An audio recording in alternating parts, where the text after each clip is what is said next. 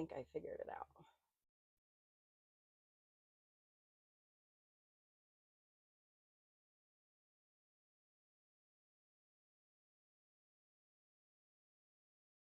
Yay, I got it. Okay. If anybody's on, can you let me know if my voice sounds okay or if there's any other issues with the sound? If nobody's on. Oh, hi, babe. Okay.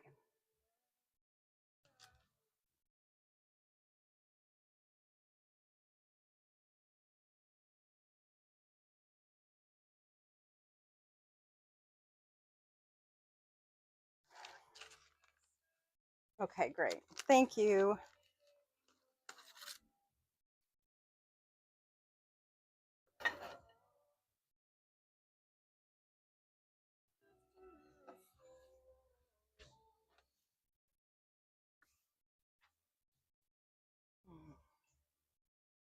It's a beautiful sunny day out today. Yay.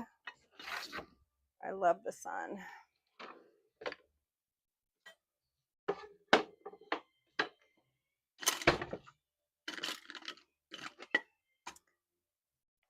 Hmm.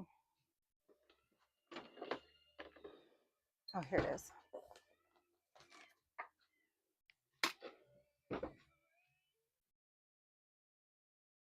Uh-oh, Kev, it says that the message was retracted. Does that mean the sound isn't good?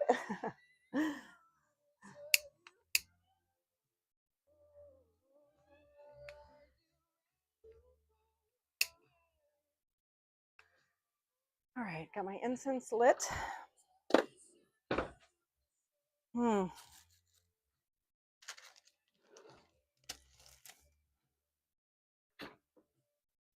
Okay. Thanks, babe.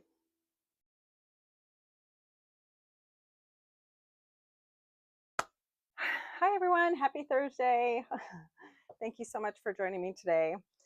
I've just lit my incense, and I actually always would like to try to open these sessions with just a little bit of a pause, taking a deep breath, pulling an oracle card, or reading something, or otherwise some other way of just kind of grounding and getting centered and like being present here. So I think today,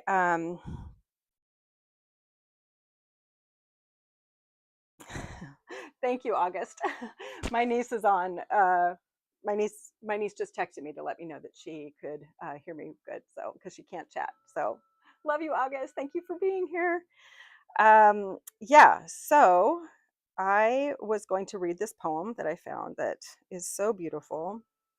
I saved it on my Instagram. I follow this poet named Angie Solons, Angi, last name Solons.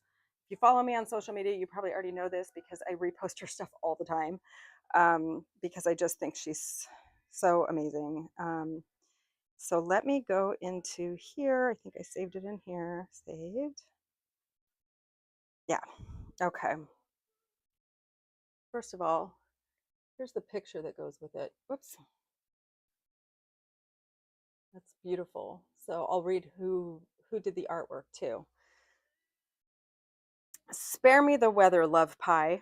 Don't tell me how your coffee was, lukewarm, perfect, or divine. Tell me instead how you once forgot who you were in the grocery aisle, holding a bruised peach like an apology. I don't care what time you woke up. I want to know what dream pulled you back under after you opened your eyes. What ghosts still keep your name on their tongues? Whew, this poem already gets me choked up. It speaks exactly how I feel, especially when I'm with other women. Small talk is a polite death. It's the elevator music of the soul. Give me the rock opera, the broken notes, the story that does not resolve. I want to see your hands tremble when you say, I messed up. I want to see the light in your ribs when you whisper, but I'm still trying. Show me the part of you that prays without words, that laughs too loud, that weeps in public and doesn't tidy up the tears. Let's drop the masks and sit in the ache together. Two hearts barefoot in the wreckage of being human, because that's where the gold is, not in our polish, but in our cracks, not in our talking, but in our shuddered, holy listening. So spare me the weather, love pie. Tell me instead where it storms inside you and where, against all odds, it still rains light. Whew. Poem by Angie Solons in her book, which I highly recommend, called The Fragile and the Fierce. And the art credit is Katrin Stein. So I hope that resonated with you in some way today. I thought it was absolutely beautiful.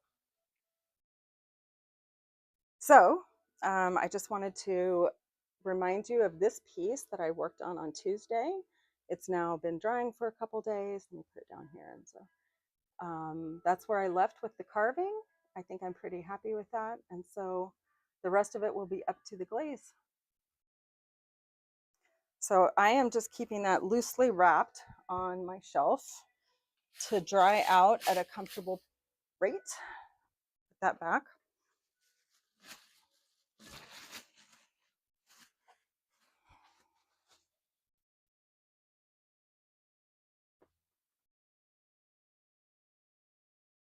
All right.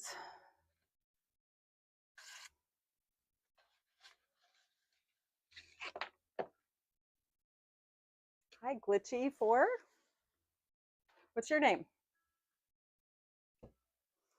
Okay, so today I think I'm just going to keep working on this coil vessel that I was working on Tuesday. I had said at the end of the stream on Tuesday that I may spend some time sketching, which I didn't do, and that's okay. I think instead I'm just going to put it on. I'm just going to build it coil by coil, so that, and then we're just going to let the clay tell us what it wants to do. Actually often my favorite way to build, and sometimes the only way I know how to build, is to just kind of start with like something. If you recall, this one was a coil built vessel that I had started and had stored in my damp box for a long time. And when I pulled it out, it was still moist, but it had a big crack in it. So I've adjusted it and it's given it kind of an interesting shape. And I feel like this is one of those perfect examples of where the clay is kind of telling me what it wants to do. And I'm just going to lean into that and just see where it takes us. And we'll find out. I kind of feel like that is how I'm approaching life these days, is kind of coil by coil, step by step, and just taking it one little thing at a time, because instead of trying to control all the outcomes. So I feel like, as always, clay is such a great metaphor for life, at least for me. All right, so I've got my piece of cardboard down that I'm going to put here just so that this doesn't stick to my banding wheel. And I definitely know I don't want to go any more. Oh, I'm realizing you can't see this. Let me adjust this, sorry. That's a little better. I don't think I want to go out anymore this direction. So I'm going to still keep trying to go in here. And I probably won't go this way too much. I'm going to try to start bringing them both in, and we're going to see where it wants to take us.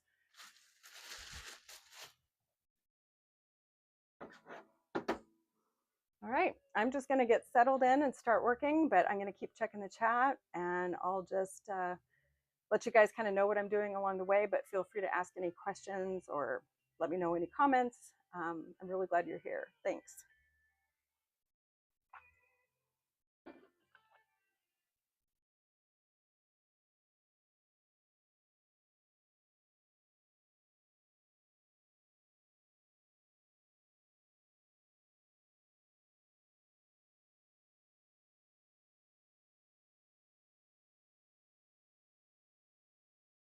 My husband said he thought it looked like a twister, like the start of a twister. It's actually pretty big so far. I mean, not huge, but it's, if I keep going and try to close it up, it's going to be pretty, it might be pretty big. So, all right.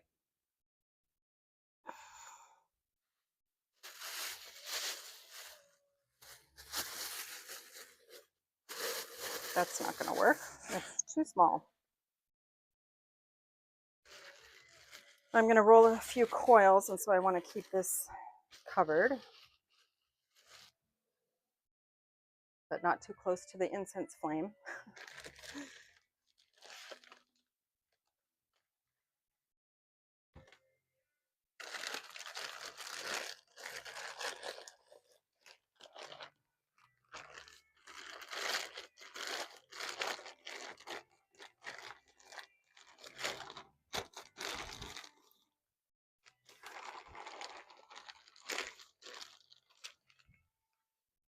These are some coils I rolled the other day that I kept really wet, and so I'm just going to reuse them.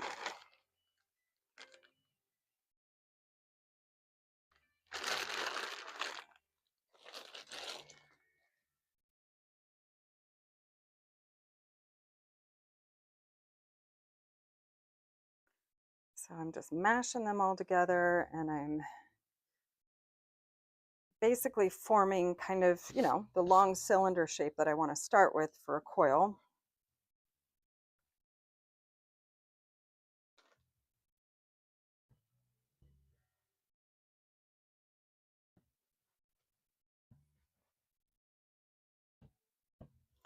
So coil building is a skill that can take a bit of time to master, and I would not say that I am a master at it, but I'm definitely better than I used to be.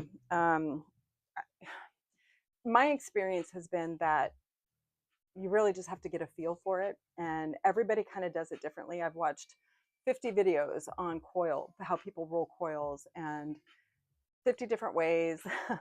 You know, some people use their entire palm from here up to here and roll really long. And some people, I tend to only use, I don't use that whole part, and I roll shorter. But I've learned how to distribute the pressure and everything pretty good to make pretty even coils. But I don't know, everybody's different. So I'm happy to pass along the tips that I have. So I typically start with something big like this and just kind of try to evenly roll it out to a bit, you know, a little bit smaller. And then I usually tear it where it starts to get weak. So for me right here, it's a little bit thinner already. So I'm going to pinch it right there. And then now what's left is pretty even. And so I'm just going to keep doing that kind of thing until I get this coil to the diameter that I want it to be, which is probably about my ring pinky size. I mean, my ring finger size. And I'm just applying pressure as I roll this out into a long rope.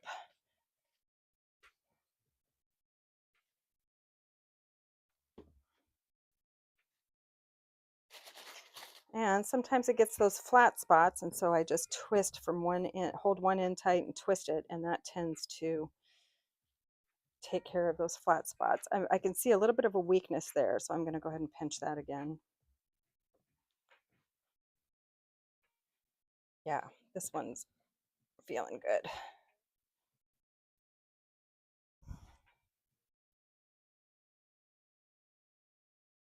Okay, I think that feels good. It's about the size and the length that I want.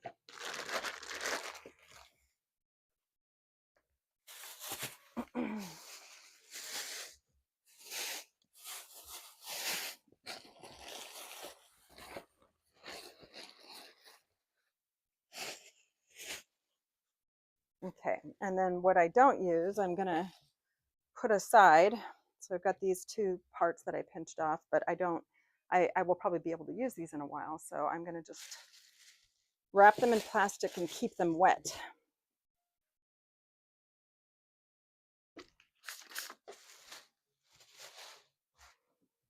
All right.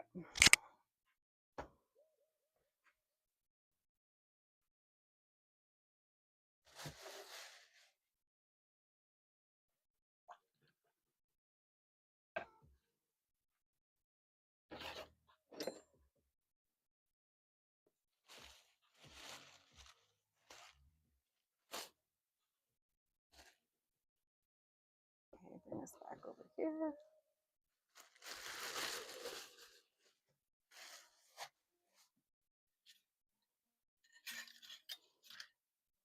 Okay, now I'm taking my cut up serrated rib that I have, and I'm gonna score this rim where I'm gonna put the coil.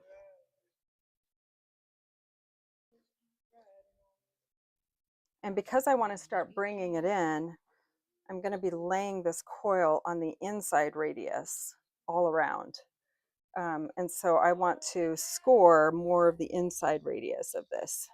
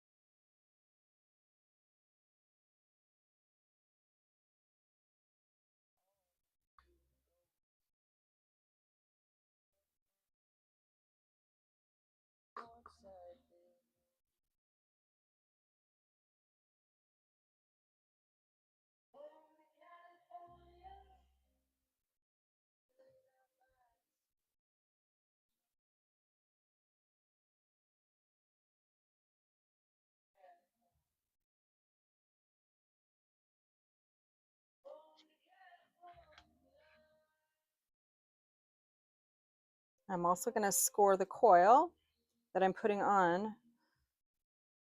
and put a little bit of, I'm using white vinegar in there to make the slip and to help bind it to each other like Velcro.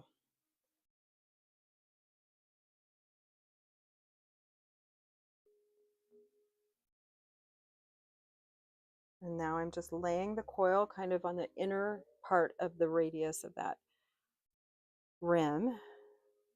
And I realize I didn't make a long enough coil. It's not going to go all the way around. That's okay. It's really, really, really close. So I'll just patch that part.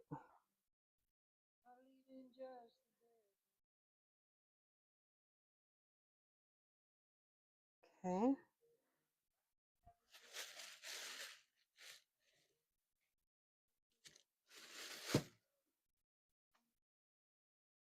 Hello, dear daughter.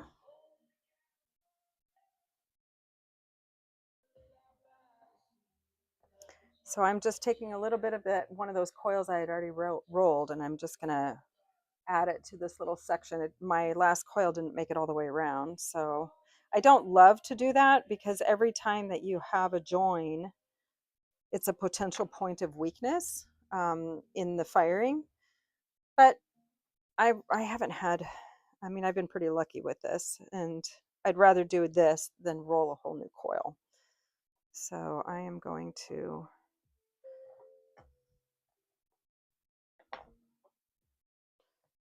cut this a little.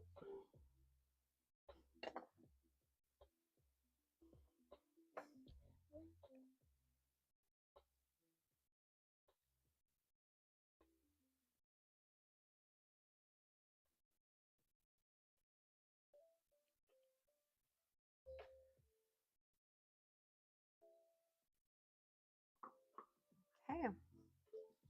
So I've slipped and scored the coil, and I'm gonna and both ends of it. Oops, gotta put some on here and some on here. I'm just gonna set that right in there like that. And then I'm gonna join these, make sure the join is really good. I feel like I made even that section probably a little too short. So I'll take some more clay and I'll just fix it.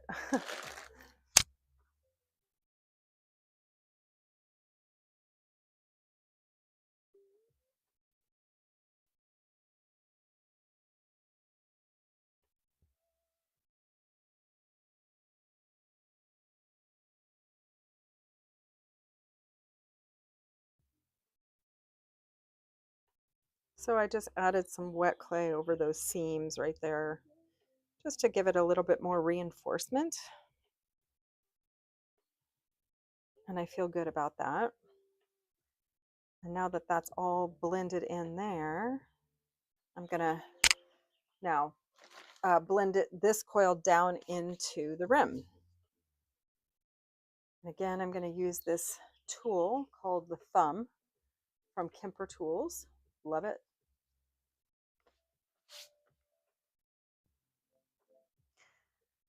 And this is the part that I want to point out. See, I've got this ridge going on here from the rim, but now I want to pull all this clay. You know, I'm starting to come in now. And so this ridge might give me a little bit of trouble getting that clay up, but I think it's going to be okay. We'll just watch and see. So I'm going to use the thumb, support it with my hand back here. I know I'm right-handed, and so it makes it a little bit more difficult, but as I come around, you'll be able to see. So I'm just holding this hand back here, and I'm using this tool to kind of pull the clay down from the fresh coil that I just added. And this helps to attach it. And I'm going to do that on both the inside and the outside. So that's what I'm doing.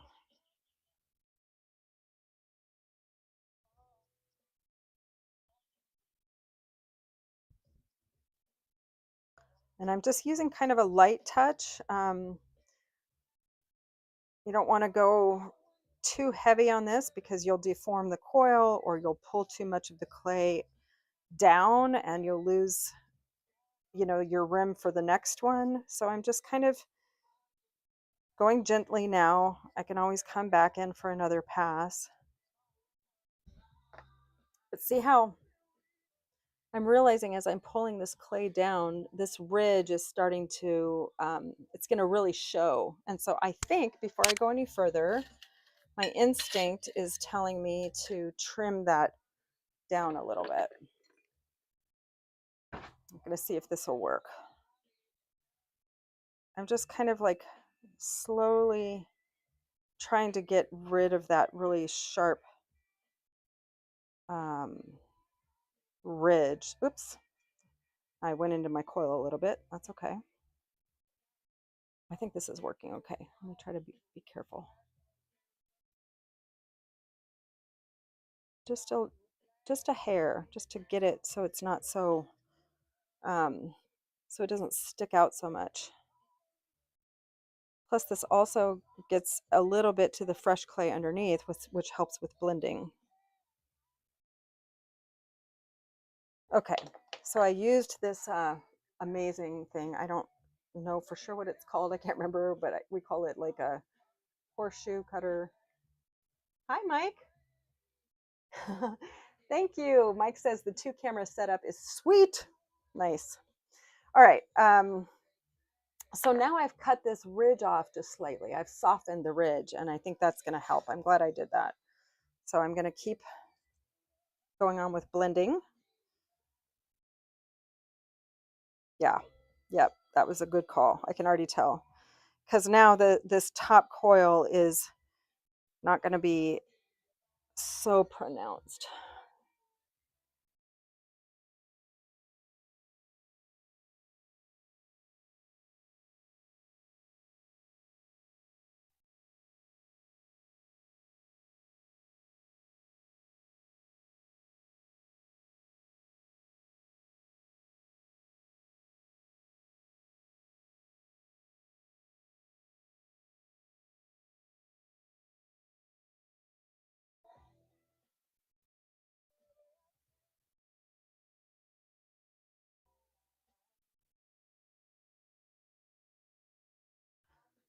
I'm still trying to figure out the music. I've got music playing here. It's mainly for my benefit just because, you know, I got to have some music. But I don't want it to, I know you guys don't, I don't think you can hear it all the way, but I don't want it to be distracting. So if I need to turn it down a little bit, let me know.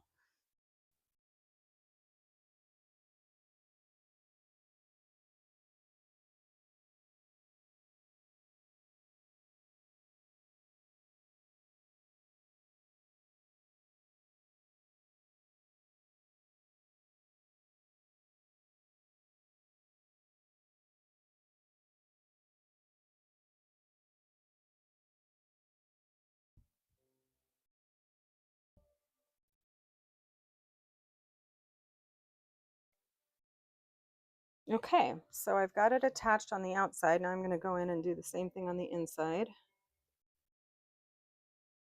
supporting it with my hand out here on the outside. You always want to try to support when you're blending your coils.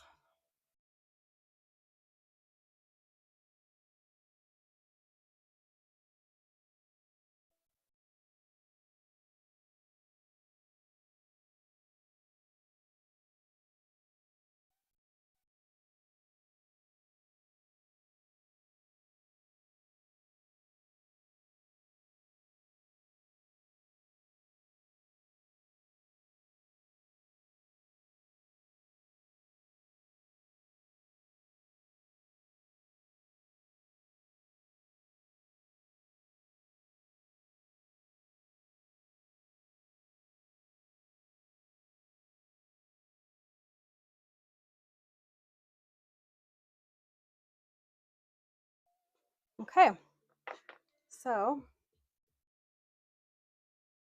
oh, okay, great. I will try it. Thank you. I will try turning up the music a little bit. This is Kevin's music. So there, I've connected it on the inside and outside very roughly, and now I'm going to go do some refining.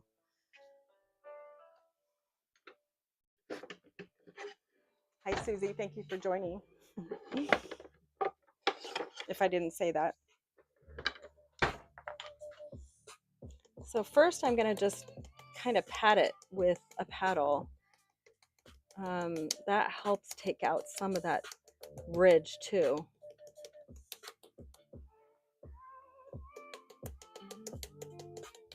So I'm basically coming in and doing this. I know you can't see it on the other side, but this is very fun and satisfying work, to slap the clay with paddles.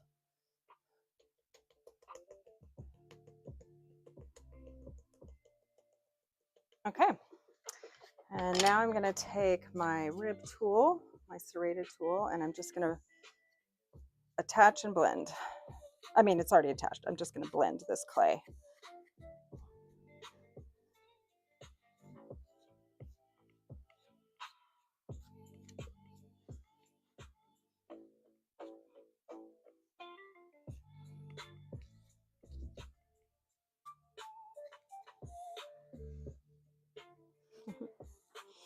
Susie says this is so calming to watch. Thank you. That's my that's my goal.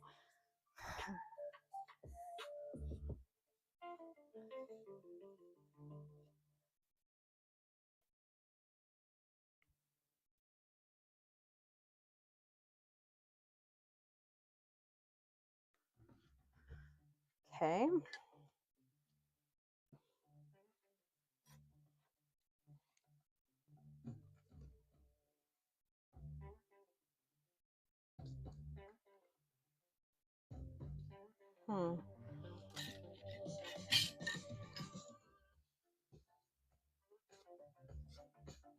That's not working. Let's see. Let me try this one. I've cut this serrated rib into a bunch of little pieces for these tighter spaces like this, and so I'm just trying to find which serrated rib works best.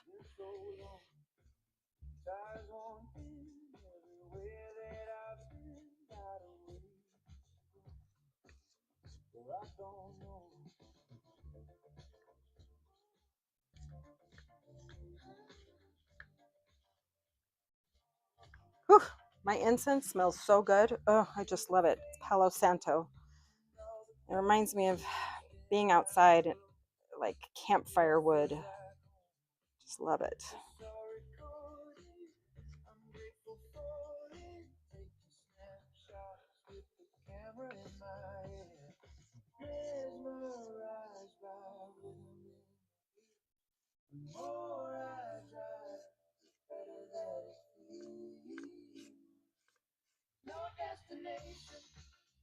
All right. Now to go in with the non-serrated rib. And now I start blending this clay in, kind of erasing those scratches. This is one of my favorite parts because it's just very satisfying to do. especially when the coils look, you can't really tell where they were joined unless that's your intention.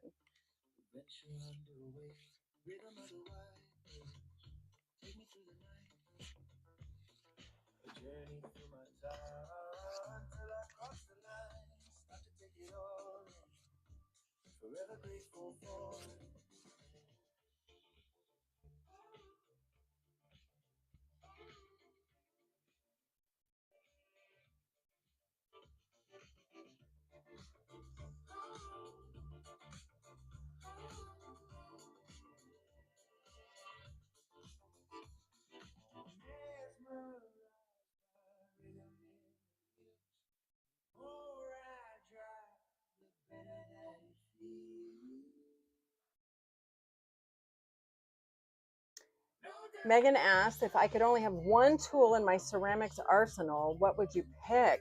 Oh my gosh. That's a really good question.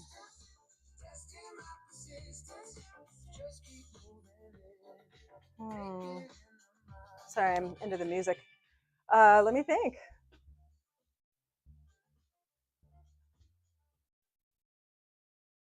I kind of love this question, so let me think on that. Right now, it's feeling like this thumb.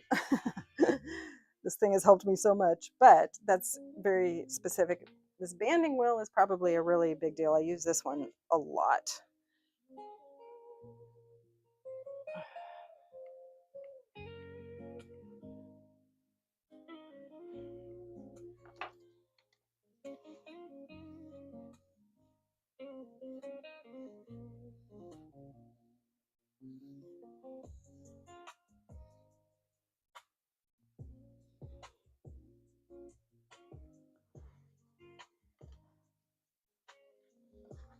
So you can see how adding that coil in the way that I did, you can already tell this profile is starting to come back in. That's exactly what I want it to do.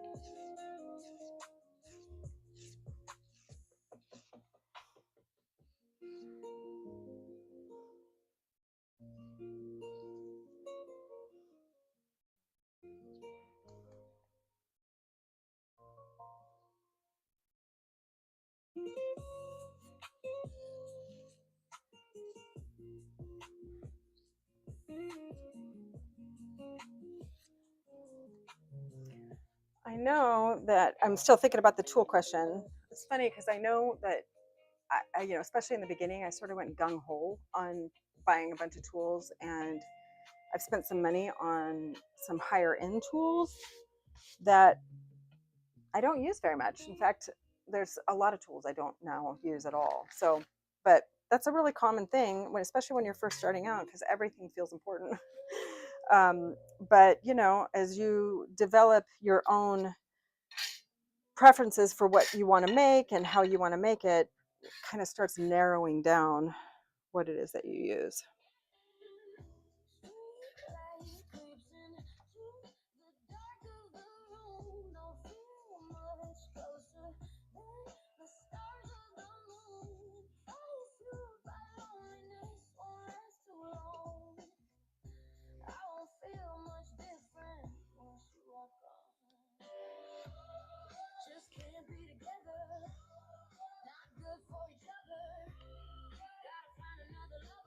Anybody have any fun plans for the weekend?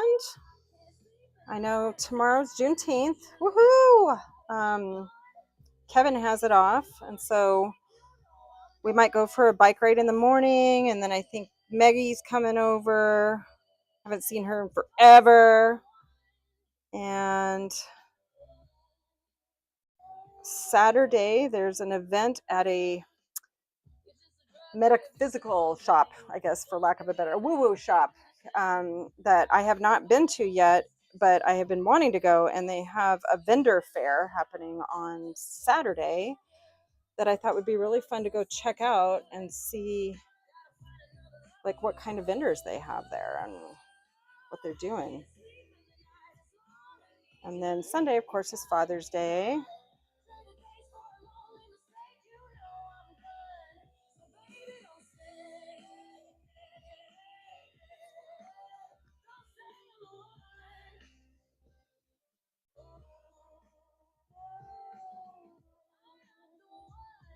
All right, so that coil is on. I'm gonna soften this a little bit.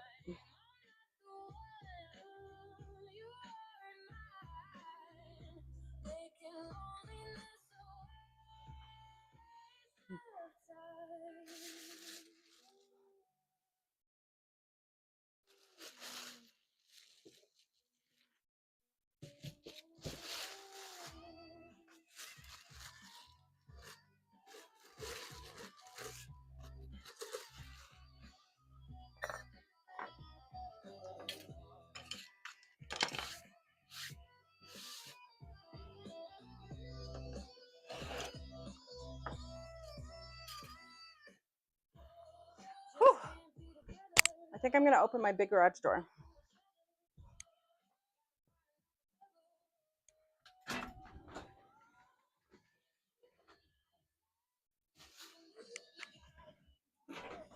Oh, it's so beautiful out today.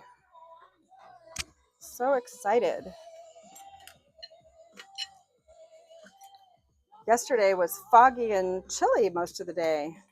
Today is beautiful and sunny. It's a little breezy.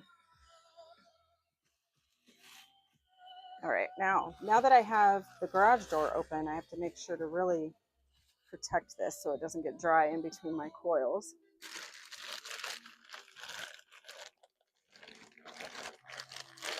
And I'm basically just, this is like what I have left of a big block of clay. And so I'm basically just doing this kind of thing, just pulling out a chunk, putting it back in to keep it moist. Oh, man.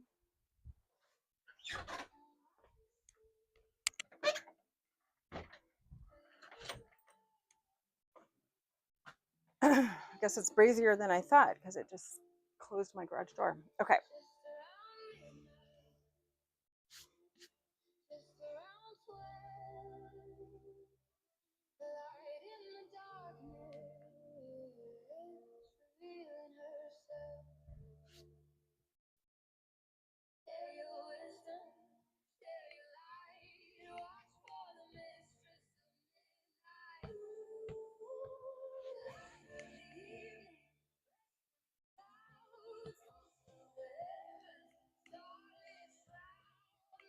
Yeah, so for instance, when I was talking about rolling coils and how everybody does it differently, I mean, I just do it weird. I don't know that I've ever seen anybody. I usually roll a few times, turn it over. I'm constantly paying attention to the thickness throughout the coil and trying to adjust for that.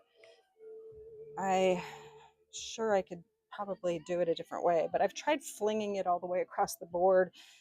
And I've even seen people using their arms to do this. I tried that and it was a disaster.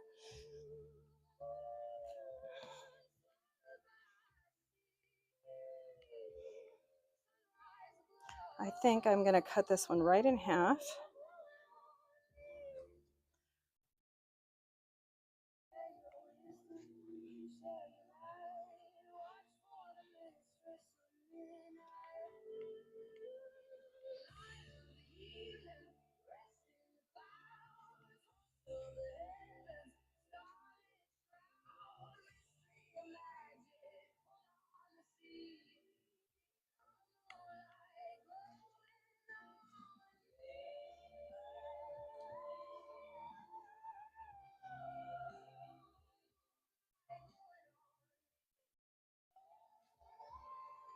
Okay.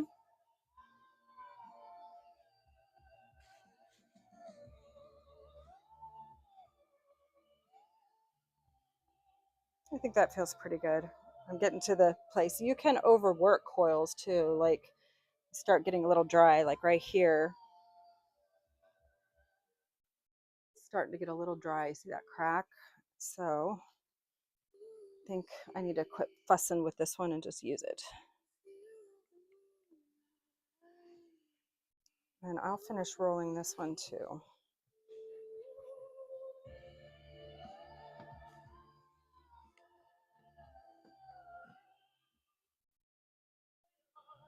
I'm hanging out with my favorite clay witch and racing pro dad seeing Phantom of the Opera on Saturday. Oh, Phantom of the Opera. Oh my gosh. Megan, I can't believe it's like all I think about is your Phantom of the Opera bedroom when you were what, like 15, 16, and how that was the musical that made you fall in love with musicals. And that's so cool that you're going on Saturday. Are you going with somebody? I feel like you said you are.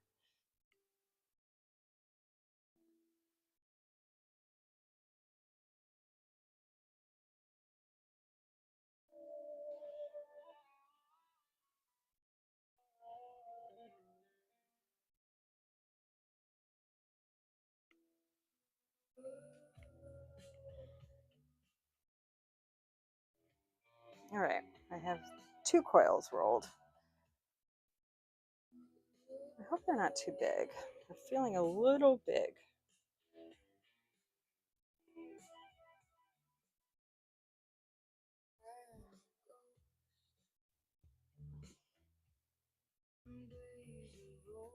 All right, I'm just gonna roll with it.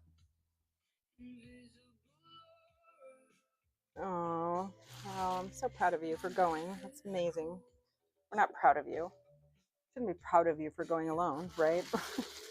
I just think that's really cool.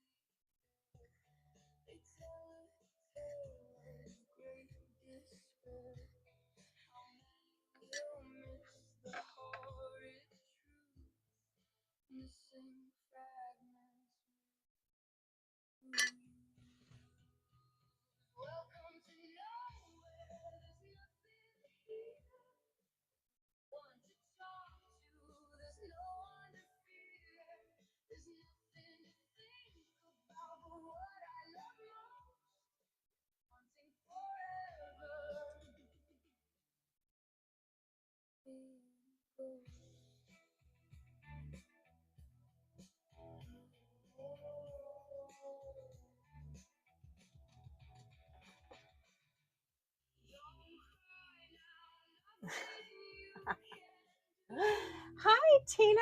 Oh my gosh. Thank you so much for coming on, sister. How are you?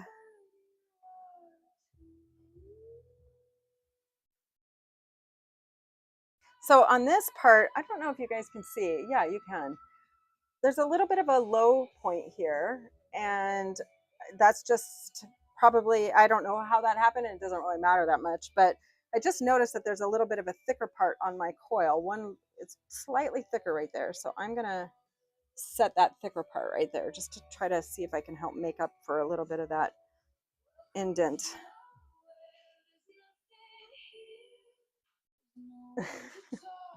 Oh my gosh, Susie.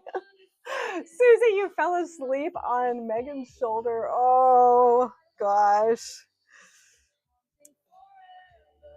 That's really actually a pretty funny story.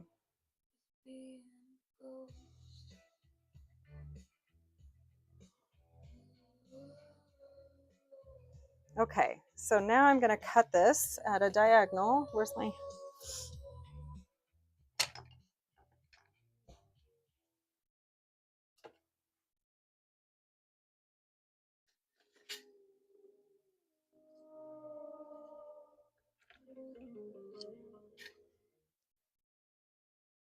Okay, so I'm just cutting this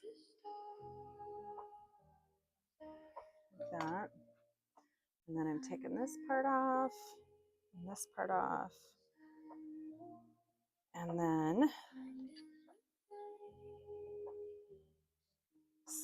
scoring both of those ends, joining them together, and blending.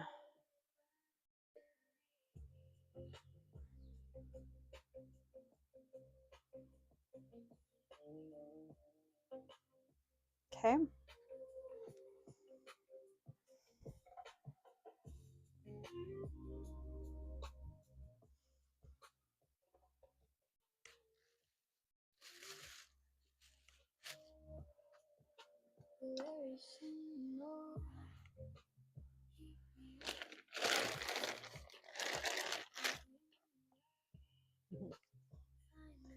Tina, I think Kevin's on too, or at least he should be, but I don't know if he can. I don't know if he's got the sound turned down.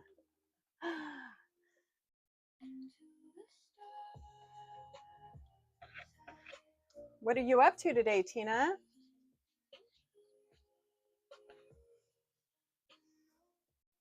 All right, so now I'm going to blend with my thumb tool. And on this coil, I didn't put, I'm trying to make it not such a severe turn in because I'm trying to do it gradually. So I placed it a little bit more on top of the last coil as opposed to on the inside radius.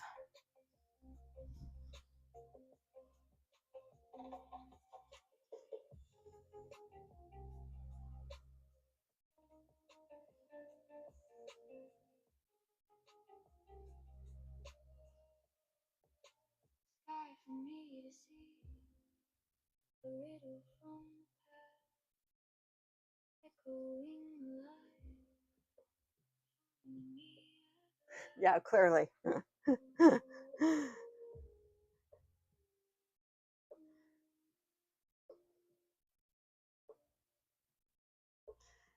So for those of you that at the beginning of my stream, I was explaining, so this is a vessel that I had started this lower part like months and months ago, and had it stored, you know, keeping it moist and everything. But I just put it away and didn't work on it for a while. And when I pulled it out, it was still moist enough to work on, but it had developed a huge crack all the way down. And so I had to kind of cut it up a little bit and put it back together.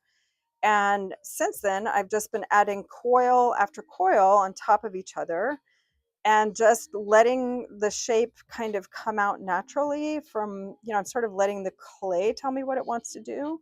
I have no idea. I have no plan for this. I don't know where it's going to go. But this is one of my favorite ways to play with clay, is to just kind of start a basic form and then see what wants to come from it. A lot of times I get my ideas after I start the process, and I just kind of learn and develop as I go. And that's what's happening with this one. And I'm just trying to be really playful with it because I don't know. I don't know if I'm going to like it. And if I don't, we'll figure out what we want to do, if we want to cut it up or if we want to just keep refining it or whatever. But for now, I'm just trying to see, I'm still seeing what it wants to become. But it's definitely a shape I've never made before.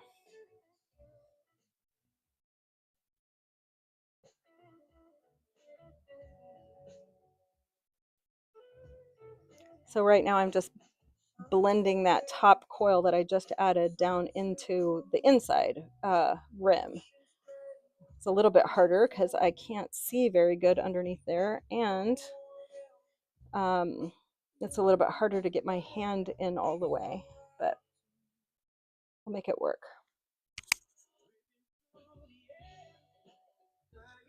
Oh, thank you, Susie. I don't know. Susie asked, "Tell us what you're working on." I don't know if you heard what I was just explaining, but if you didn't, tell me, and I'll say it again.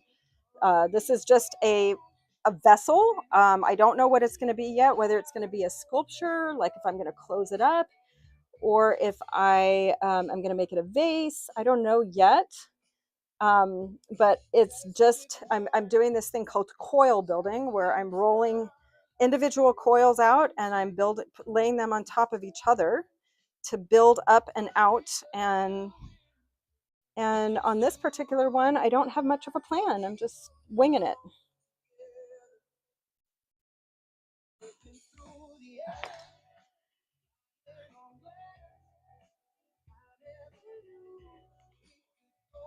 So, having a little bit of trouble getting into this deepest part. It's okay.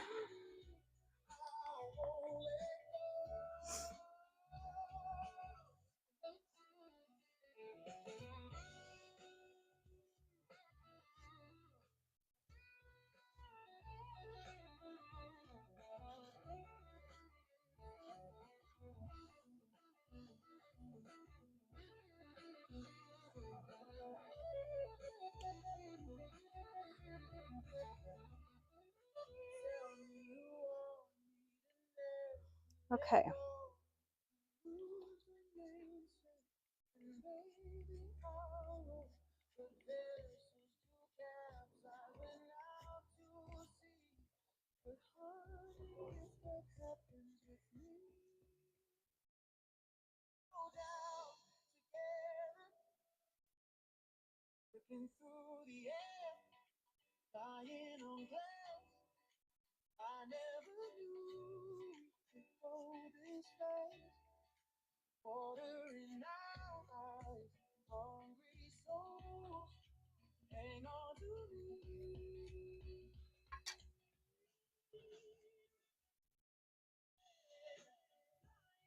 Okay. Oh yeah, Susie says, "I love that you're letting the clay tell you what it wants to be." Me too. That's my favorite thing. Tina says, "I love the video of the truck house. It's called Motorhome." Thank you. Yes, it was so cute to see photos of me and Kevin as teenagers. Oh, you've never seen those? Oh my gosh, when I pulled those out, I'm like, we were such babies. That I loved that prom dress. Oh, I still loved it. I still love it to this day. It just fit me like a glove. And I kind of felt like a princess. So, funny story about that prom. Um, Let me tell you about it because it was really fun. So Kevin rented that blue car. If you all don't know what she's talking about, there's a video on my YouTube a storytelling video that I did of my sculpture called Motorhome, and it's the first collab piece that Kevin and I have ever done together. And so I pulled up, as part of the storytelling video, I wanted to talk about Kevin and his drawing and stuff like that, and it just kind of went down a little rabbit trail, um, down memory lane of how long we've been together and stuff. So anyway, the blue car that he rented, was brand new on the market back then. It was an Acura Integra, and even though it looks like a funny 80s car now, it's like a hatchback, but it was a fast, cool car. And he was so proud of the fact that he had rented that car. It was a surprise. I didn't know. And we went out to eat at a restaurant called the Sunbird. I don't know if it's still in Colorado Springs or not. Probably not, but it was way up high on a cliff, big mountain that you could overlook the city. It was very romantic. And we had gone there on a couple of dates before. And so it was kind of our place, our special date place. But that night, I don't know what I ate. Kevin might remember. I feel like we got an appetizer that was probably not what I should have gotten.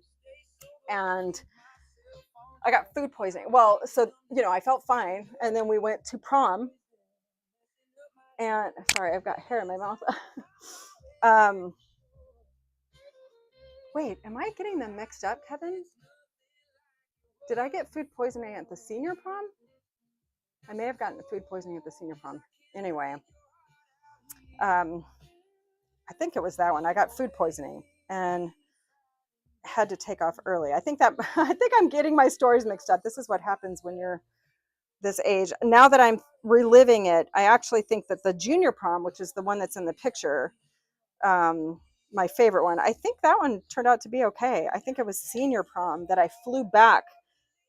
I had moved to Arizona already, and I flew back to Colorado to go to senior prom with Kevin. And I think I got food poisoning that night. So we ended up not really being able to. We went to the dance and left after like one or two songs.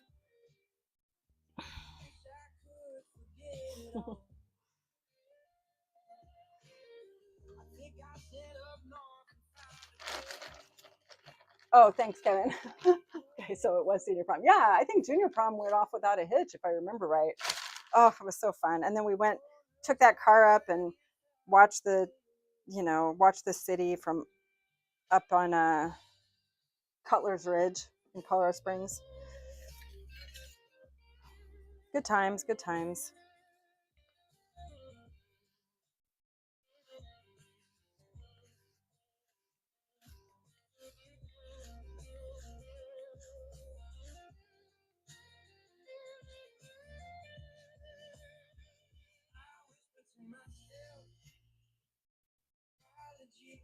So now I'm just kind of smoothing all of that clay that I scratched up, and I'm trying to blend it, compress it, shape it.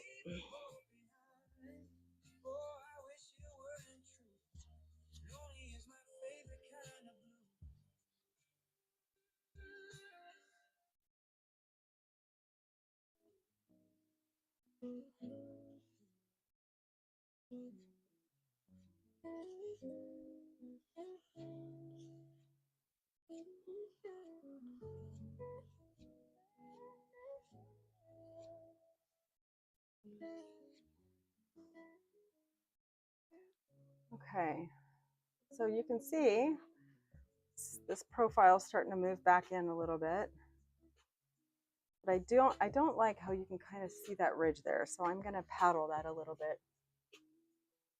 Oh, the restaurant closed in 2018. Well, honestly, it probably wasn't that good. I don't remember, but as a teenager, it was all about the view and the romance of it. I don't know if it was a very good place or not. But yeah.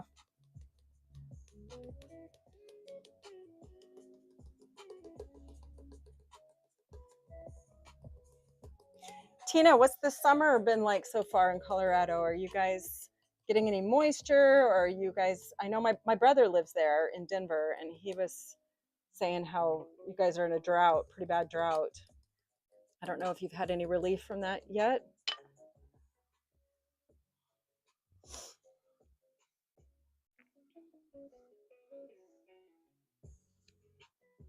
Oh yeah. Hot and dry, hot and dry.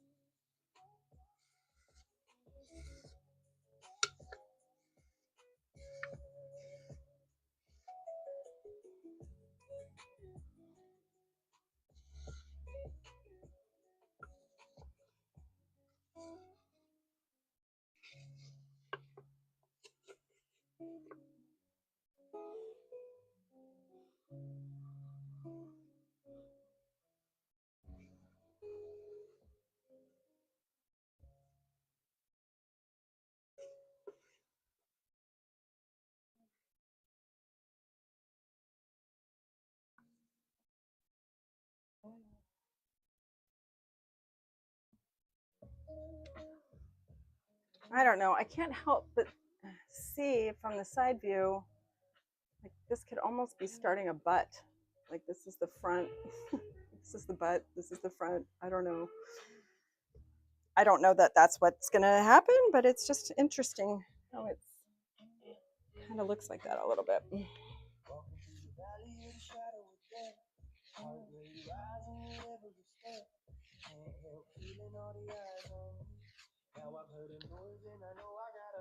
Ooh, this is a good sign.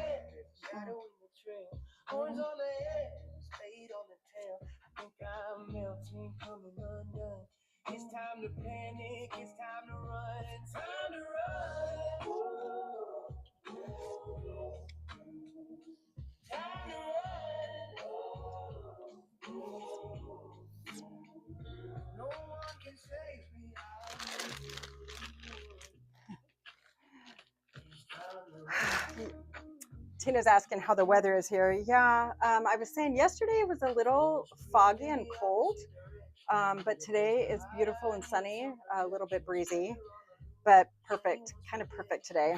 I think the temperature, let's see what the temperature is. 61. High of 62 today. Yeah, it's pretty great. Tina, you need to come and see our new place where we're living now in Pacifica.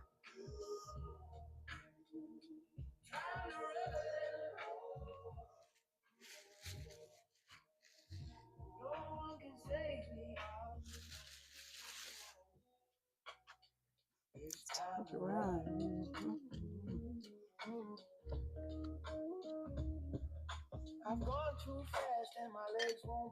Oh, Tina, if you're, oh, that's so funny. I just read that. Yes, Susie is Megan's best friend. She lives in Arizona, and her and her husband built an amazing little casita in their backyard that they rent out on Airbnb. So Tina, if you're ever visiting Arizona and you need a place to stay, it's right in Central Mesa. It's a perfect location right off the freeway. If you ever need a place to stay, we got you a hookup with Susie and Mike.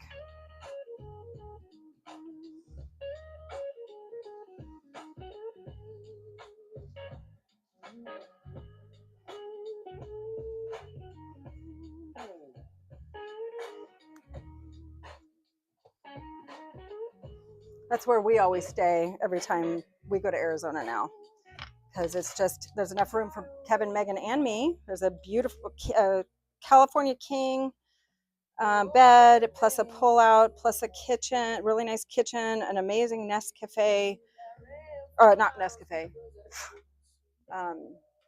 Nespresso, and a gorgeous walk-in shower. So it's a great little spot.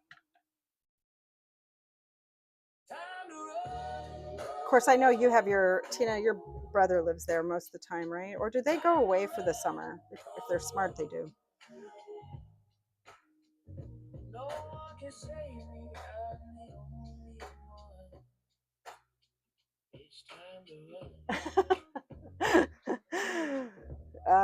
I am really selling it because it's the best.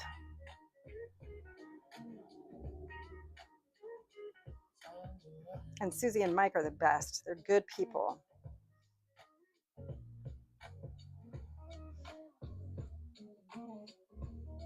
If you like this playlist, look up Electric M on Spotify and follow. It's Kevin's music.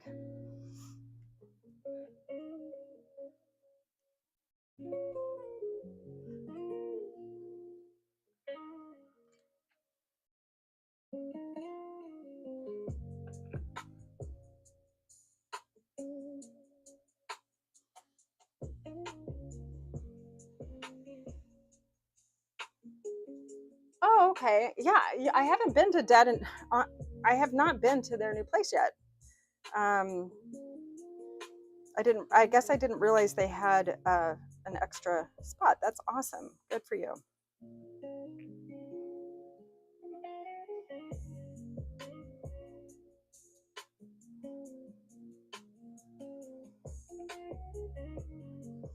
Okay. That feels good.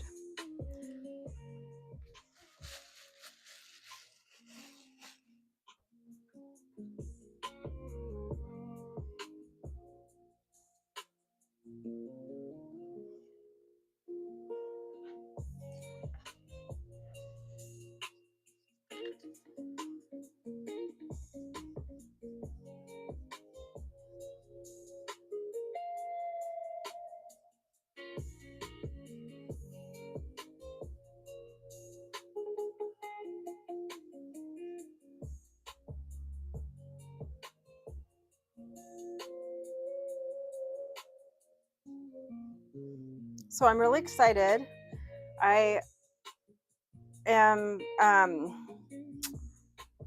I have decided to do another workshop. I did a workshop about a year ago, my own workshop that I planned and sold tickets for and everything. And my intention was to do them like every quarter, and here I am a year later.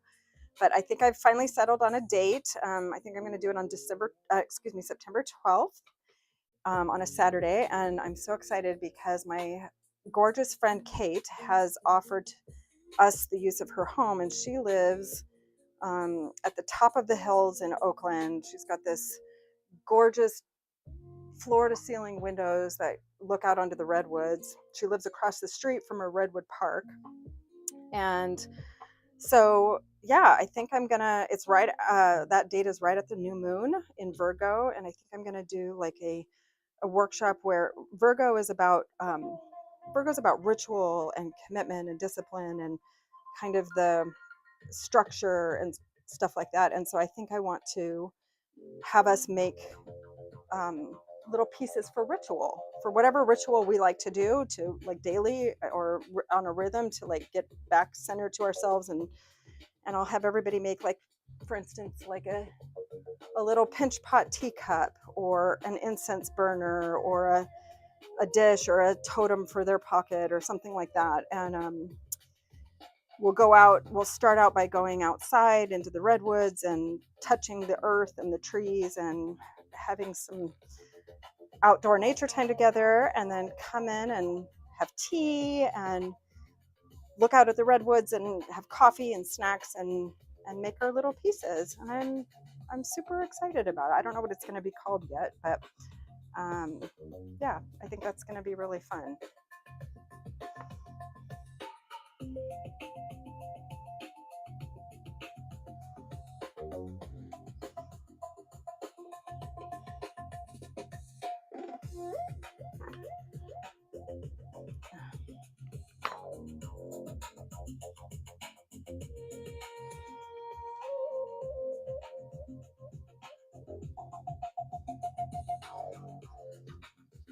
I got to figure out how to get one of these tools in about half the size. I think this is the only size that they come in, but it's hard for me to get it in here.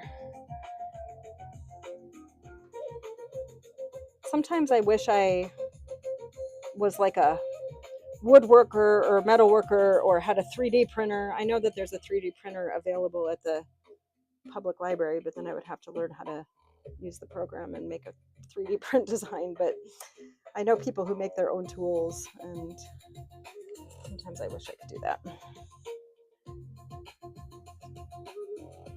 This isn't working. All right, let me pivot. I'm just going to use my fingers.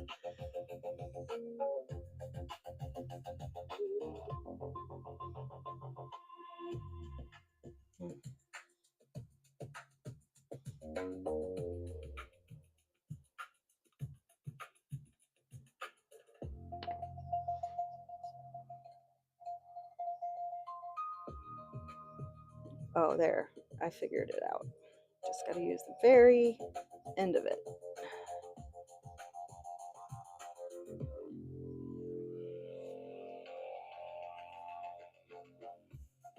Oh, that's true. That's a good. Susie says some people sell designs that they've already made. Yeah, I didn't think about that. That's a good idea. Or really, I could probably just ask around, and I'm sure that there's somebody that would be able to make one for me if I asked them.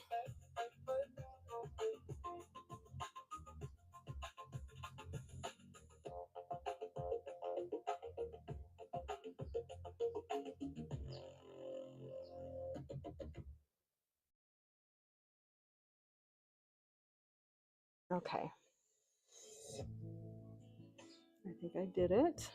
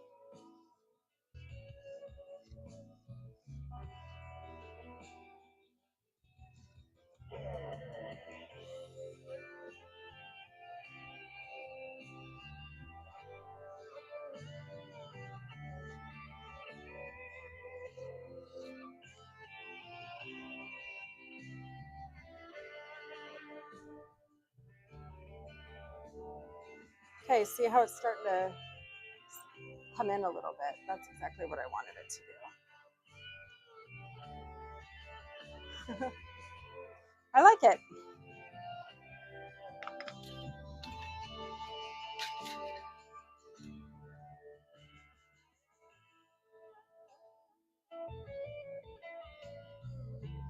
I'm just using a blue rib, this wider end, and I'm using it in this direction to wipe around the rim and on the inside and just kind of get that all blended and shaped in there.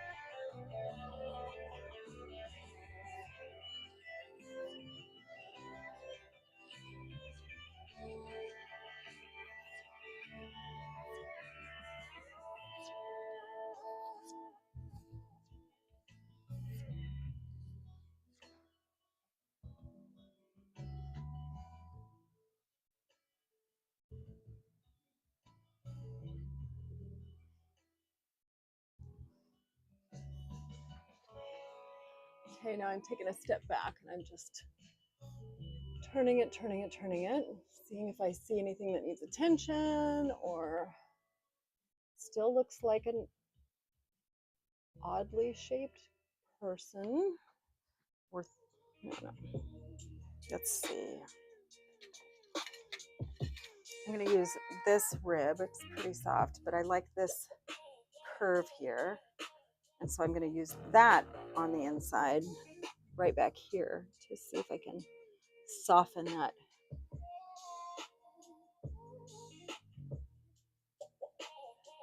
Soften this severe like ridge right there.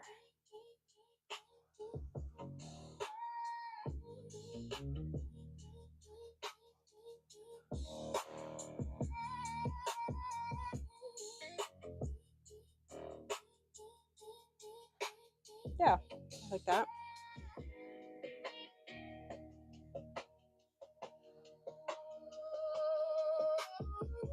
All right, should we keep going? I think we should keep going. I'm gonna make another coil.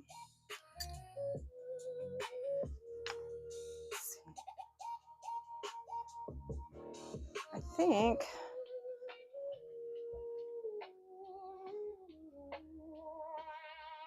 I'm trying to envision what I want to do.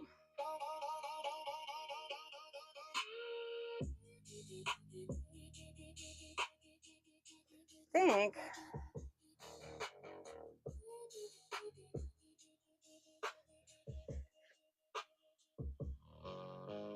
I'm not sure yet. Because I can't make up my mind, it's okay. I'm just going to roll a coil and figure it out.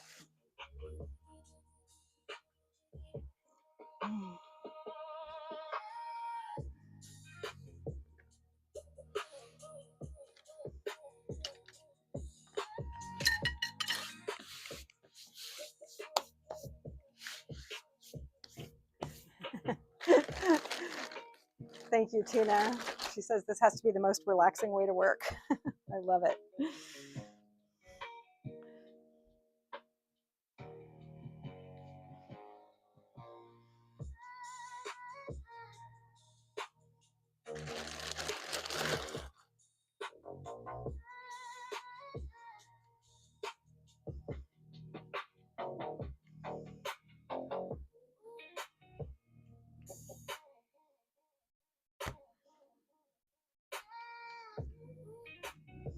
That's way too much clay.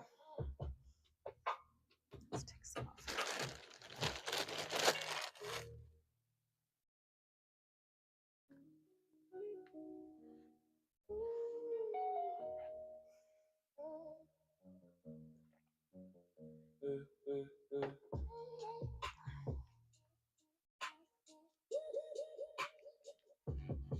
Guys, I'm really proud of myself. So, you know, my pottery studio is in my garage.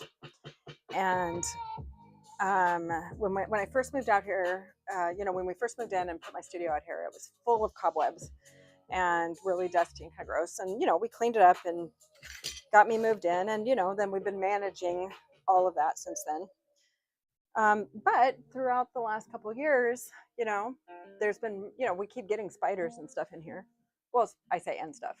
Spiders don't really get much, but not horrible, just regular little house spiders.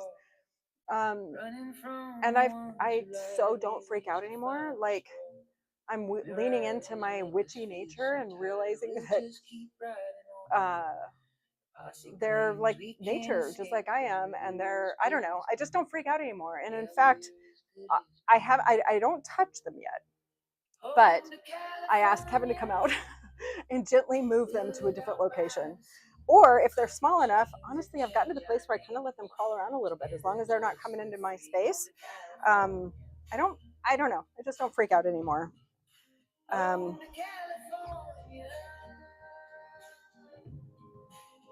yeah, it just kind of makes me laugh because it makes me feel like I am like starting. I'm not as bad as I had a friend who moved into a place, and like right after they moved in, they had a really bad spider problem, really bad.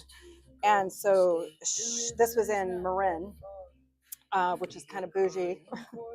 And they called an exterminator, and her neighbor got really upset with her for calling an exterminator for the spiders. She's like, "Did you ask the spiders if they would relocate? Did you, you know?" And I kind of get it, but also she was kind of the house was infested. So, and my poor friend had such a spider phobia. Oh, she was just terrified.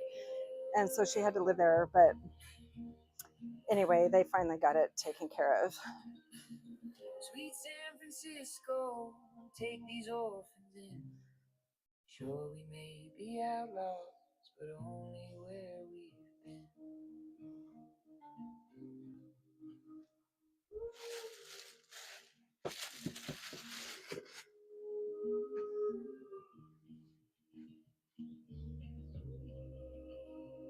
Yes, Megan says I should incorporate a spider as a token of my growth. And I agree with you, just like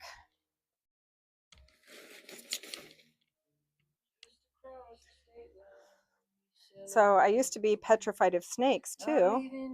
And until recently, I started realizing how snakes are actually very symbolic of feminine wisdom and feminine sensuality and feminine mystery and everything. And I was like, oh, now they're kind of cool. So I've started like incorporating snakes. This is just one example. I have another 2 vessels that have snakes in them. So yeah, I agree with you. I should do spiders.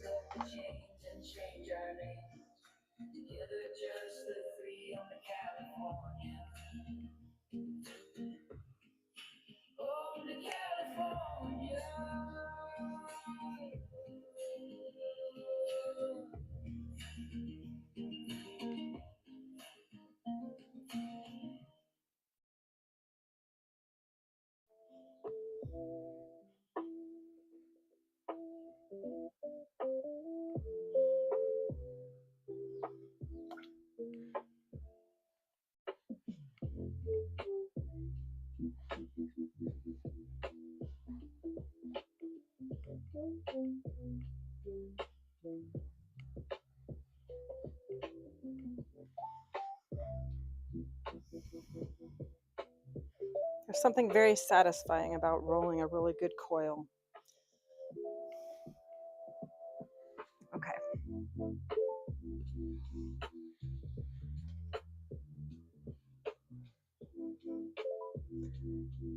Megan says, don't get too excited though. Dad will absolutely get a terrarium and start collecting snakes and tarantulas again. I know. I've been a little worried about that, to be honest. We don't need any pets. Yeah. Besides, the whole point is that they live in nature, right? So I don't want to bring them in and entrap them somewhere where they're not meant to be anyway.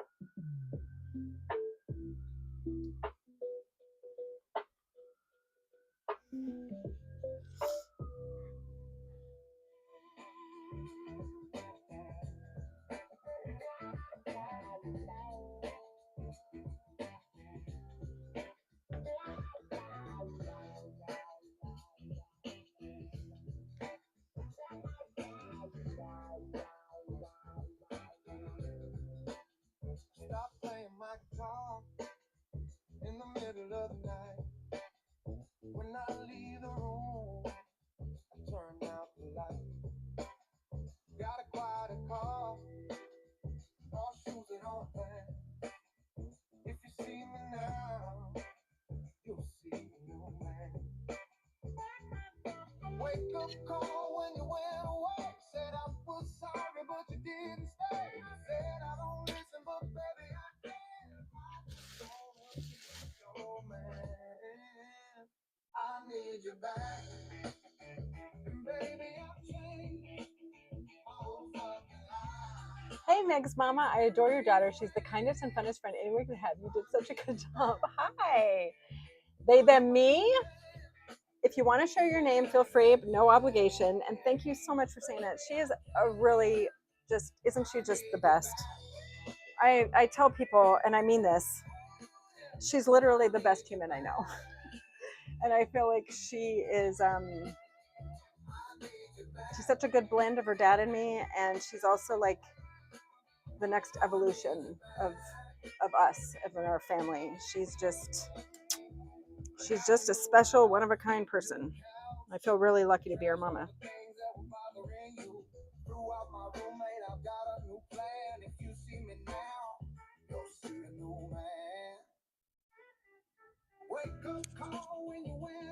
We're all the Maggie fan club.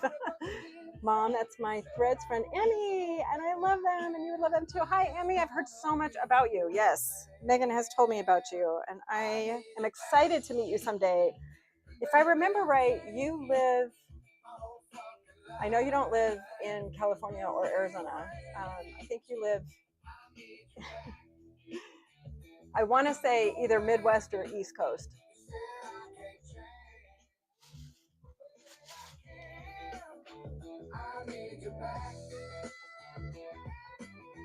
Thank you so much for coming on, Emmy. Is it Emmy? E-M-M-E? Is that how you say it?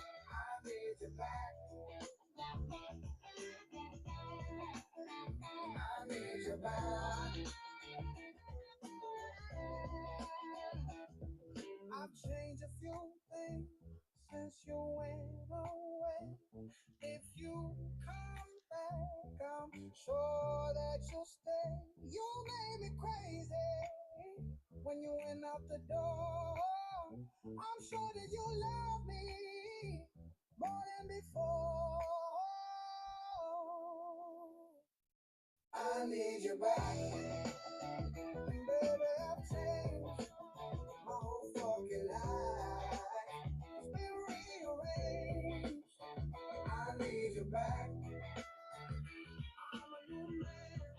Oh, Midwest. Oh, that's right. I know. I remember. I remember where she said you lived. Yes. Um, Emmy, I'm just working on it's called a coil pot. I don't know if you're familiar with pottery or ceramics, if you've ever done it, but I'm just rolling out ropes, basically coils, and laying them on top of each other and making some form that I don't know yet what it's going to be. So we're just winging it.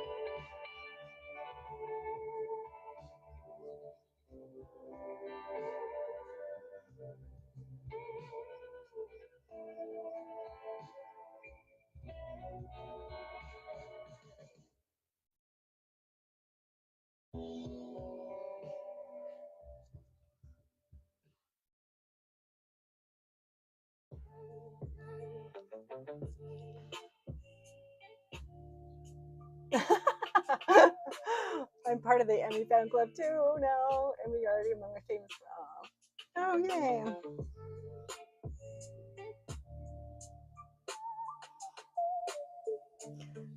Can I just say how happy this makes me? I am just, I don't know. I was talking to a friend of mine this morning. I was like, I don't even know who I am. Like, I can't believe that I'm doing this. Um, a few years ago, I would have never done this, especially would have never called myself a clay witch. I would have never, you know, just would have never been so visible and vulnerable. And, but I am really energized by this, and I love having you all here keeping me company. So thank you for being here.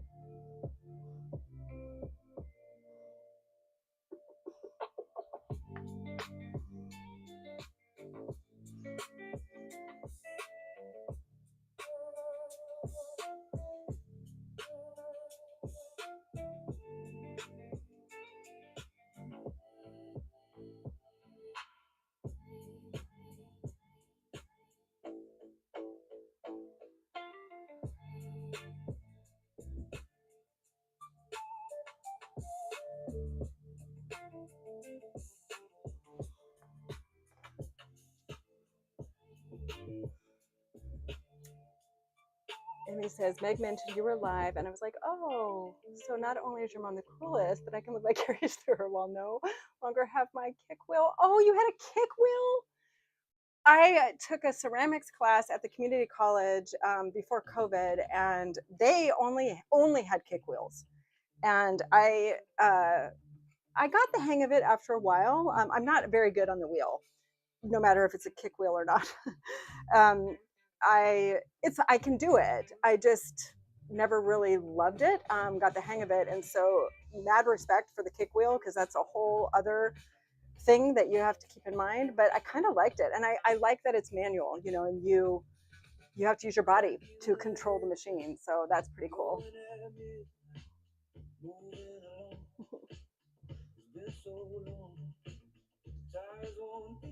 Aw, Tina, thank you.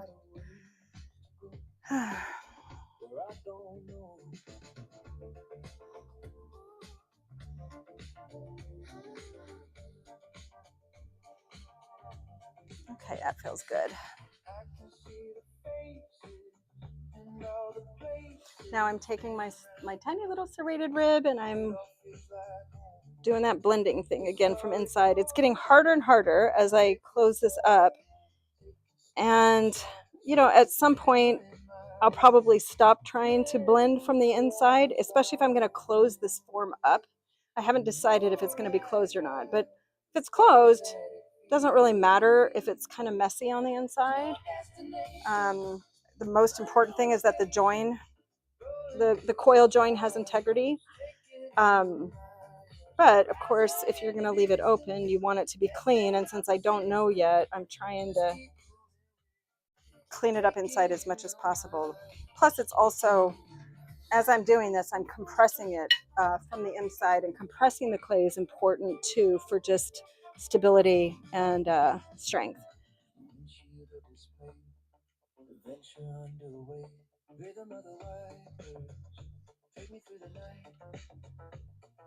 A journey through my time till I cross the line. Start to take it all in. Forever grateful for.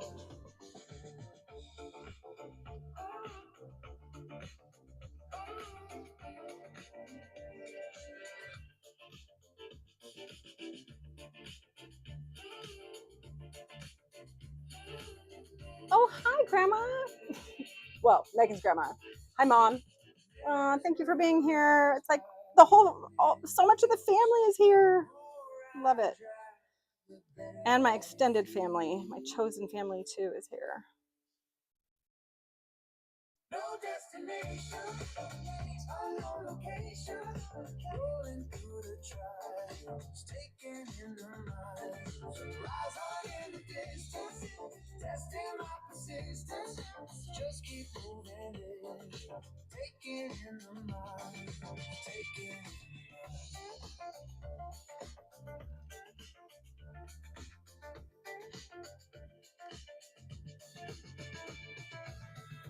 Okay, does anybody else see like what I'm seeing? It's a little hard to see. I don't know. It really feels like a pair of legs and a butt to me, like going in toward the belly. Can all I see is feminine forms in women's bodies? Maybe. I just am drawn to the curves. You know, what do I say?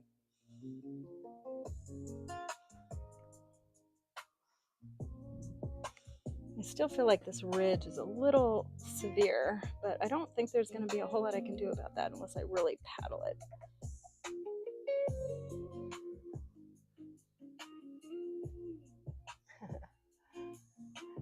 Oh, Tina sees it too. Okay, good.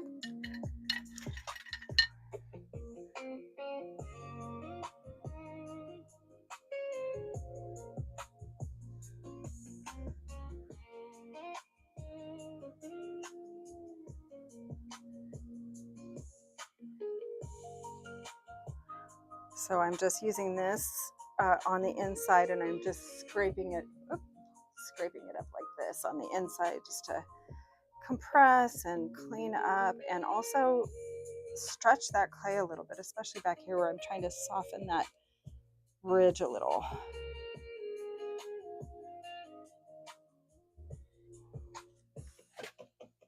There, I like that. Okay.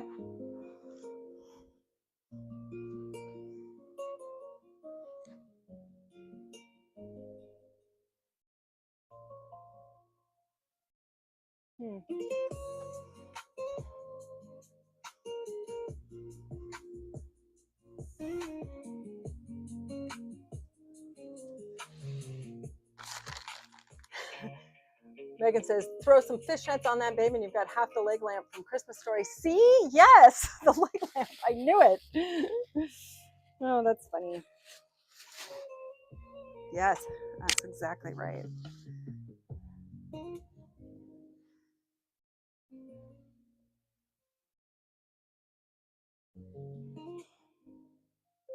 just trying to decide what I want to do.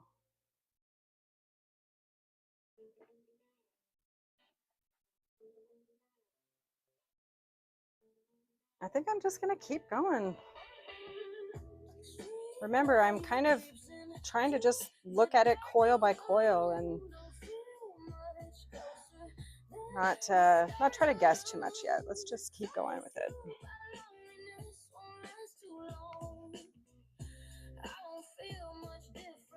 When you are gone, just can't be together. Not good for each other. Gotta find another lover.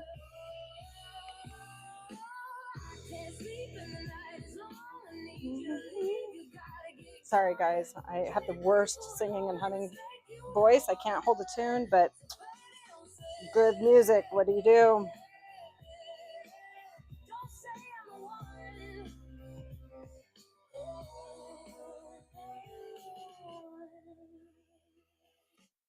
I think I might use the beginning part of this song as like my intro music as I come in to live streams.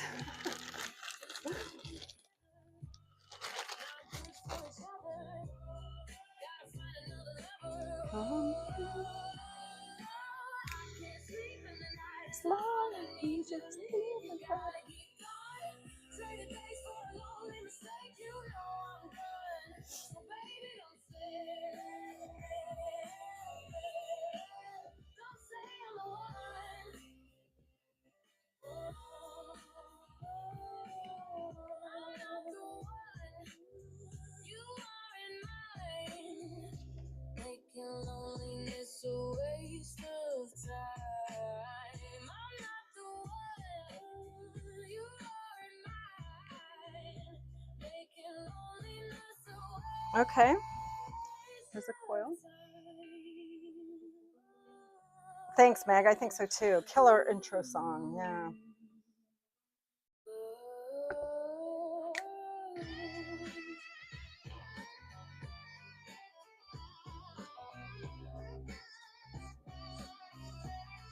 I mean, this is what I do if I'm not on camera, is just sit here and sing and move. And so this is what it's like in my studio. Just can't be together. Not good for each other. Gotta find another lover.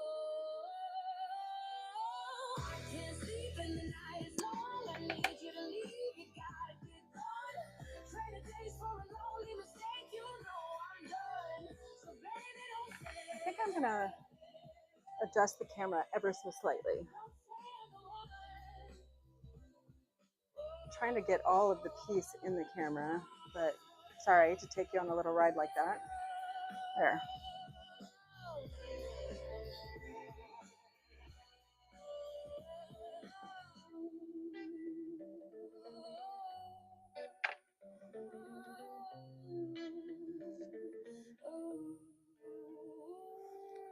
Oh, thanks, Tina. She says, love those curtains. Yes, I was worried that they'd be a little bit too busy, but I actually love them so much. Like night moonlight garden, you know. Thank you. Mom says, can I put a plug in for Kevin? He's on Spotify under the title Electric M. And some of these songs that I'm playing are on there. Some of them aren't. But like the instrumental stuff he hasn't put on there yet. But good stuff.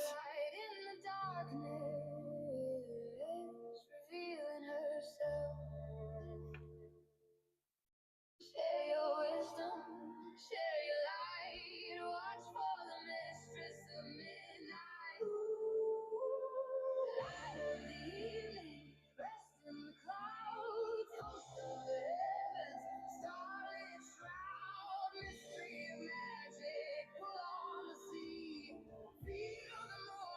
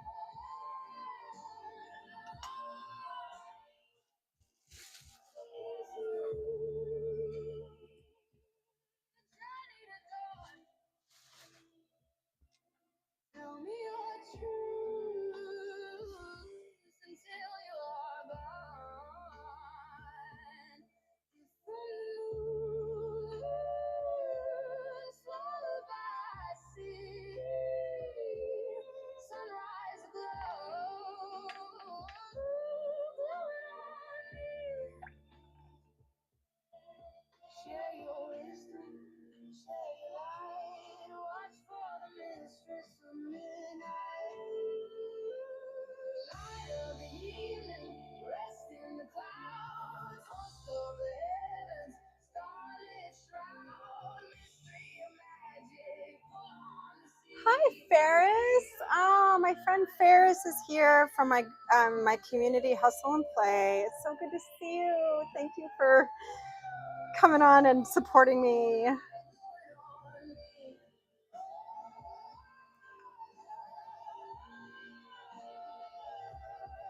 Ferris is an amazing astrologer and bodywork massage therapist, bodywork healing, and astrologer. Um, and I had a reading with her that was really powerful and pretty much, you know, guided me into some of what I'm doing right now. Teaching was a big part of my chart that I didn't know about. And now I'm teaching on Monday nights and kind of here in a way. So go check out Ferris. Ferris, feel free to put your website or Instagram handle in there. I would love to have people check you out.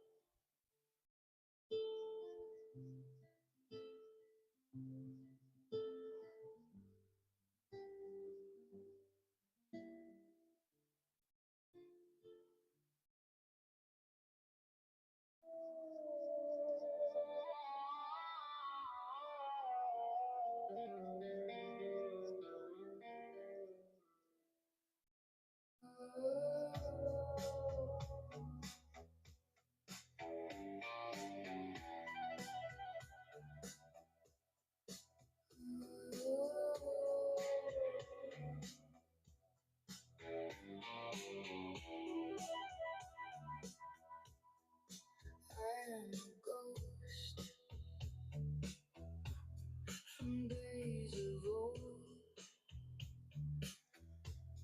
invisible aura, my breath is cold, your confidence in decline, I send a chill up your spine.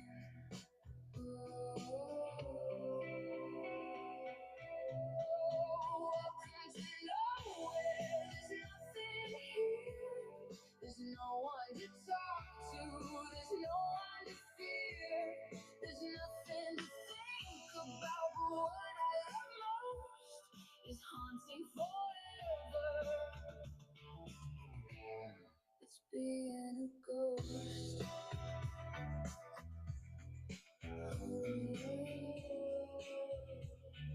I know, I do too.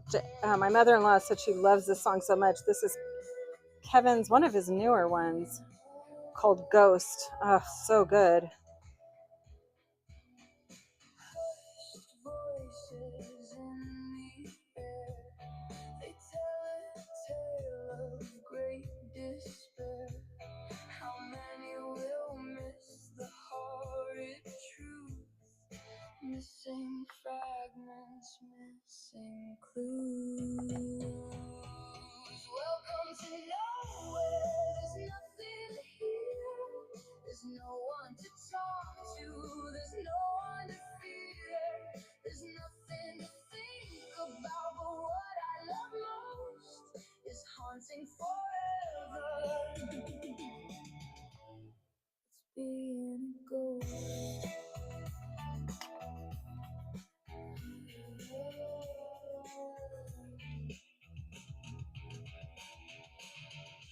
Don't cry now, nothing you can do. Mom, I think you need to come to California for a weekend and come down to Pacifica. The whales are here. The humpbacks are back in town. But you heard about the pier, right? The pier, our pier is collapsed. Well, part of it has. So they had to destroy the cafe that was at the near side of the pier. They had to tear it down, and so that whole area is blocked off. But but the whales are here, so gotta come say hi. There's no one to talk to, there's no one to feel, there's nothing to think about what I love most. Maybe someday, well, not maybe, sometime when I'm down looking at the water, if there's really good close whale activity, maybe I'll go live and share it live in person at some point, because it's pretty exciting. Although I don't think they look as good through a phone camera. They look, it's a little bit harder to distinguish. Uh-oh, I hear a little man coming in. Come here, Ricky. No, come here. Come say hi.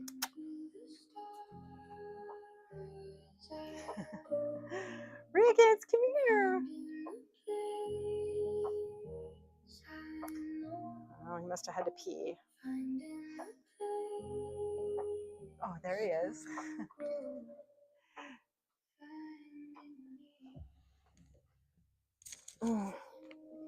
Everyone say hi to Riggins. Hi, Ricky. Hard to get him on both cameras at one time. Aww.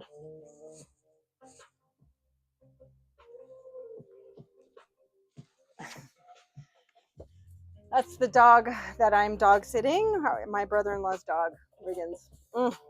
Such a cutie.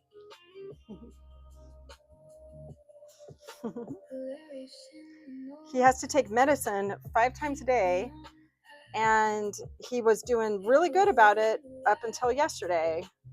And then now he's decided he doesn't really want to take it in his pill pockets anymore. And so we'll put it in the pill pocket and he'll just leave it on the floor. And sometimes he'll pick it up right away. You know, after we walk away, he'll go ahead and eat it. But this morning he left it out for like 45 minutes. And, you know, these are pills that he's got to take. So we had to kind of shove it down his throat, which I hate doing. So I don't know. He's being a little stinker. I think it's because he wants us to give him like chicken and bacon with it instead of a pill pocket. So I did just order peanut butter pill pockets. I don't know if he'll like those or not. Maybe he's sick of the chicken pill pockets, but makes me a little worried when he won't take it. And then I put one down his throat, and I thought that it was down his throat, and then he spit it out like a minute later. So yes, I do think he can have cheese, and he loves cheese. That's a great idea. So I will get out some cheese and give it to him that way. Wrap it up in that. That's a great idea. Thank you, Tina. I don't know why I didn't think about that. And then he's not eating his food at all, unless I put fresh chicken in it. And then he literally, I watch him do this. He will pick up the kibble and spit it out in order to get to the chicken piece underneath. So I don't know. I'm at the place where I'm like, we might as well just cook him fresh chicken and eggs and stuff and not worry about anything else.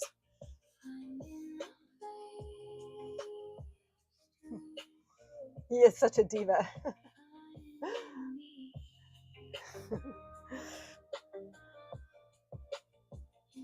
Oh, that's right, Tina. You do a lot of dog sitting too. And I started dog sitting on Rover last September. I started, and I've been pretty regularly booked. Surprisingly, I've got several repeat clients that come back, and it's been really, really fun. I've only had a couple of like not so great experiences, but not terrible either. Well, one terrible. Oh my gosh. We were just doing a doggy daycare. It was just for the day. This lady had to leave early in the morning, and so she brought her dog over, and then her brother picked the dog up later in the evening when he got home from out of town. But anyway, we had the dog. His name was Monty, and we had never met him before. He came, and he was fine. He was good. He was a big, like, not a German Shepherd, but one of those dogs that are like German Shepherds. I can't remember their names. And he was fine. He was good. He was chill. And so after about a half an hour of him being home, I said, okay, I got to go run to the grocery store. And Kevin was going to be home with him. And Kevin's great. I might get in the shower while you're gone. Great. I come home from the grocery store, you know, and the back door is open and there's no Monty in the house. And Kevin was just getting out of the shower, so he didn't even know. The dog had opened the door latch. You know, we have those lever door latches. He had nudged it open and gotten, and it, I don't know how he did it. The door swings in, but somehow he got the door open and he just ran out. And when I got home and realized that the dog wasn't in the house, I was screaming. Um, I was just terrified. And so I ran out the front door, and thankfully the neighbor across the street had him in his arm. You know, he was holding his collar and he was on the phone. He had called the owner. Hey, I have your dog here. I was like, oh my gosh, I'm gonna get in so much trouble. Um, but anyway, I called the owner, and the owner's like, I'd be lying if I told you that that wasn't the first time that had happened. I was like, I wish you would have told me. I mean, I felt so terrible. I mean, I melted. I melted and cried. I was like, maybe I'm not cut out for this. So now, whenever we do a meet and greet, I ask, does your dog know how to open doors? Because then I'll know to just, now we pretty much latch the deadbolt whenever we have a dog over, except for like Riggins. But it was terrifying.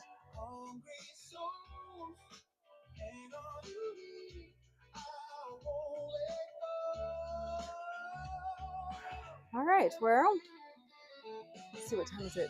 2:55. I think I'm gonna wrap this up for today. I don't know. I don't know how I feel about this. It's weird. I gotta try to figure out what I'm gonna do, how I'm gonna bring it up. There's part of me that wants to like go in the opposite direction and make it kind of bring it back over this way and maybe make another big bulb over here. Um, I don't know yet. I don't know what I'm going to do. So I'm going to bring this back out again maybe next week, and we'll keep working on it. But anyway, yeah, so I'll just wrap it in plastic and put it in my damp box. That would have been so stressful. I had a tiny dog bolt out the front door and I couldn't chase him. Yes, yes. Oh my gosh, I know.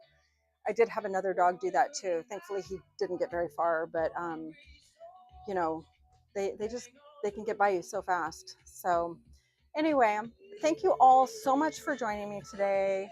I am hoping to keep going on Tuesdays and Thursdays at 1 o'clock Pacific, and I would love for you to just have me on in the background. And this has been so much fun. So thank you for interacting with me, and I hope you guys have such a beautiful weekend. And take care. We'll see you guys soon. Great to see you too. Love and miss you.